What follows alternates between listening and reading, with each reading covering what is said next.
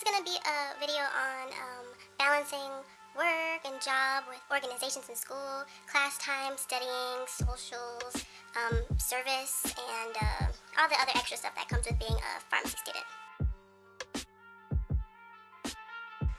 As far as classwork goes, I watch my lectures on double speed or 1.5 speed. I watch it one time. I write my notes on the slides with my Microsoft Surface, so I have those notes there. And so that's my first run through, and then I usually also go back and I write my condensed notes because there's a lot of PowerPoints and slides and modules for each class, and I'm not the type of person that can look in a whole bunch of different places. I like to see it all at once right in front of me. So I go back and make my own condensed little study guide, and that helps me study. Sometimes I like to study by myself because that's kind of how I work. Sometimes I'll be in the library and I'll study like at the same table as other people, and I like to ask questions and be interactive when I actually know what I'm talking about after I've done my own little studying, and that's what works for me. Sometimes I do that at my own home, sometimes I'll do that in the library, in the Health Science Center library, also in the student lounge I do that, but that's just kind of what works for me. I'm a part of my fraternity, Kappa Epsilon, and then I'm also a part of an organization called SNPhA, Student National Pharmaceutical Association, and that deals with helping minority populations and also increasing the prevalence of minority health professionals in the field. I'm also a part of FSHP, and they have amazing speakers, and I try to go to every meeting. And they also have a lot of good events where you can network with some pharmacists and kind of dive more deep into what they do, so that's cool too. I'm also part of Pediagators. There are, of course, other organizations like Gator Pharmacy Wellness, which is really good. Then the big one, APHA, that everyone goes to. I didn't quite join that one last year. It is a really big organization. I kind of wanted to make my footprint in a smaller org, but again, it's a great organization, and we're nationally recognized for that, being the best chapter of the year or something like that last year. They have ACCP, which is for like clinical pharmacy, like in the hospital type thing. There is a group for industry pharmacists, IPhO. There's national something community pharmacy, so for people that want to go into retail or open up their own pharmacies, there's that option. There is one for consultant pharmacists. Oh, and of course there are other fraternities like Kappa Psi and Phi Delta Chi, but Kappa Epsilon is the best one. And there's probably a lot of other orgs that I'm forgetting about. But yeah. When I'm making my schedule for the clubs and orgs, I try to figure out when the meetings are ahead of time and just kind of fit them in my schedule so that I don't overbook myself, just to make sure I can go to the meetings that I want to go to and get the most out of my experience. There is a lot of opportunity for service. First of all of the organizations at some point or another have some type of service event.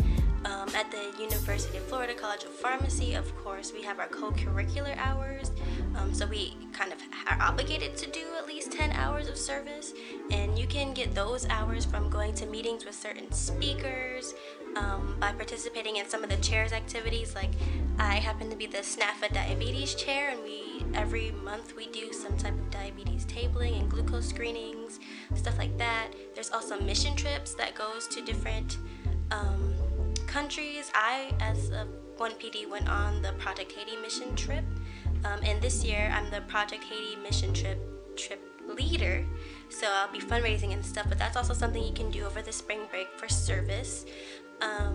And of course some of the orgs also have like seminars and things like that. Conferences can count as co-curriculars too. I just came from the Kappa Epsilon convention in New Orleans, so things like that. But trust me, there are ample opportunities, and you should definitely have your co-curricular hours done. I had mine done like the first 2 months, and even now I did mine over the summer, and I'm completely finished with my co-curriculars, so I don't want to see y'all scrambling around in April for those.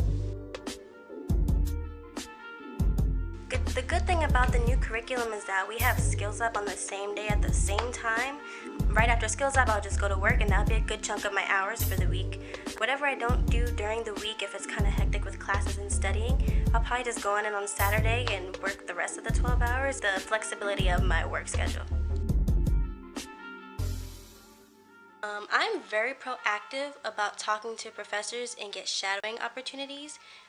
People have asked me like how I've gotten to shadow so many people. I think I've shadowed like a good 5 or 6 pharmacists, being a 1 PD.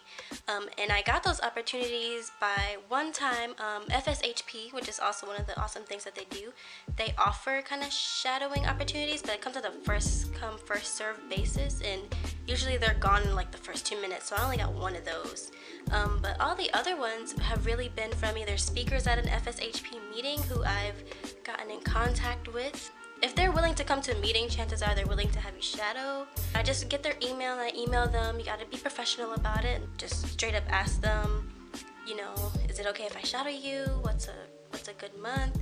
Other times I've just kind of made my own opportunities. I called around and said, hey, I'd like to be able to shadow one of your pharmacists. And so it's really about being proactive, and for me, it's just a way for me to see what areas of practice I may be interested in before 4th year comes around, just so I can kind of get my feet wet.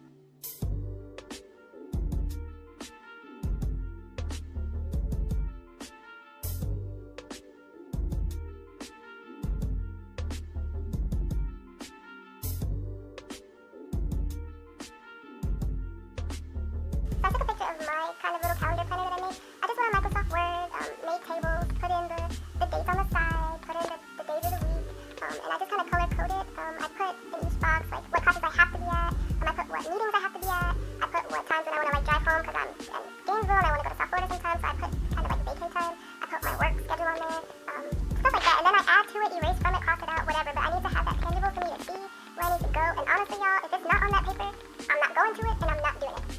So everyone finds their own way to kind of manage their time, but for me, I have to see it. It just has to be there. If I don't write it down, it will get lost in translation, and that's just how I am. So I have an example of how I do that, but everyone will find their own way.